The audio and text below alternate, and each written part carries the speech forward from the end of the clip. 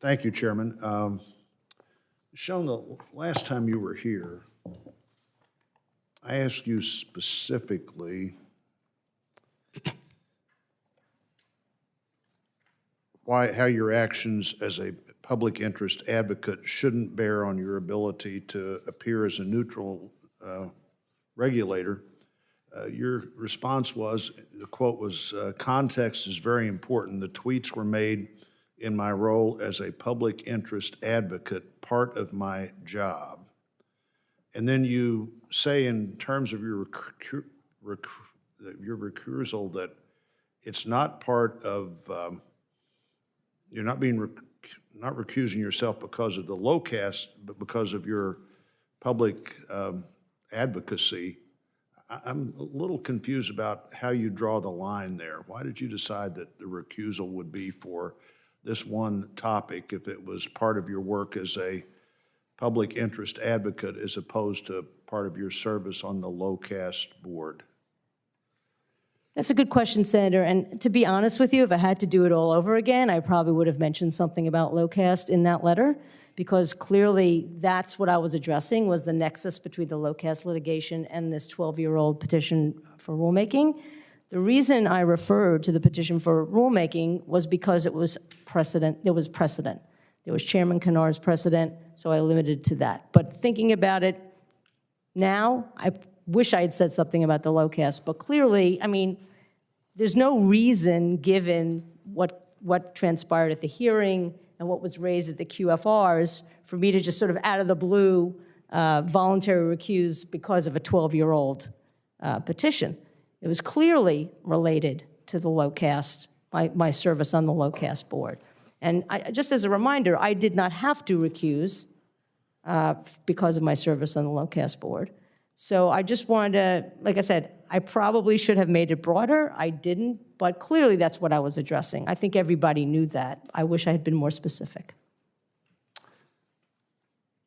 Based on your testimony, I think Senator Wicker and Senator Cantwell have both received letters from U.S. Telecom, which would be AT&T and Verizon and others, and cable group NCTA have written letters expressing that based on the rationale for your recusal offer, that you should be recused from all those issues.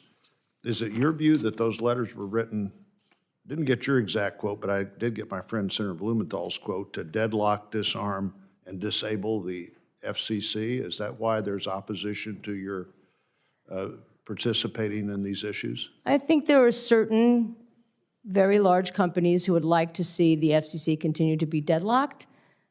They've been opposing it's no secret, they've been opposing my nomination since the very beginning, and they saw an opportunity because I did not mention lowcast in that letter. Again, even though it's clearly obvious to anybody who's been following the saga of my confirmation, or my hopeful confirmation, my nomination, that's what it was tied to. So they were being opportunistic, and I understand that.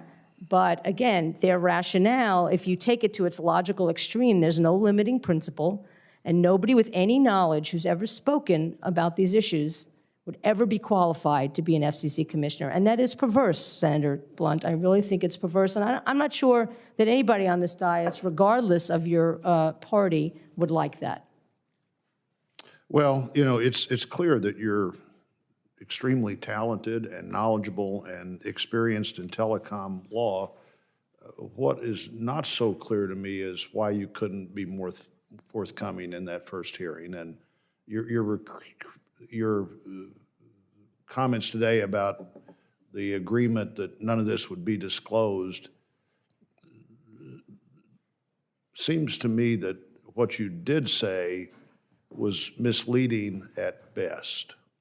And maybe not intentionally so, but there wasn't much information in the answer you gave, but there was information in the question that you didn't walk away from. So we had every reason to believe that that settlement was $32 million as opposed to whatever the settlement was. And then I think I read somewhere that the actual exchange of money was much less than the settlement amount.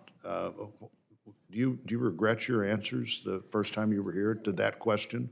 Senator, if I had talked about the $700,000 in that exchange, in that QFR, I would have been violating the confidentiality of the settlement agreement. That I would have regretted. Okay, I answered the questions in the QFRs to the best of my ability and within the confines of the settlement agreement. Let me mention one other thing, if I may. I offered to you and to Senator Wicker to get copies of the settlement agreement from the parties. Since I was not a party to the lawsuit, I could not give you that settlement agreement. Senator Wicker staff waited over almost a month to get a copy of that settlement agreement. And we could have had this conversation, and I did meet with you, Senator Blunt, and I appreciated that, but a lot of folks did not meet with me, unfortunately. We could have talked about it and gone through it, because I would have been able, actually, to talk about it with you one-on-one. I just couldn't put it down in writing, okay? So I answered your, yeah. We have to go on to other Sorry members. about that. Thank you, Ms. Jones.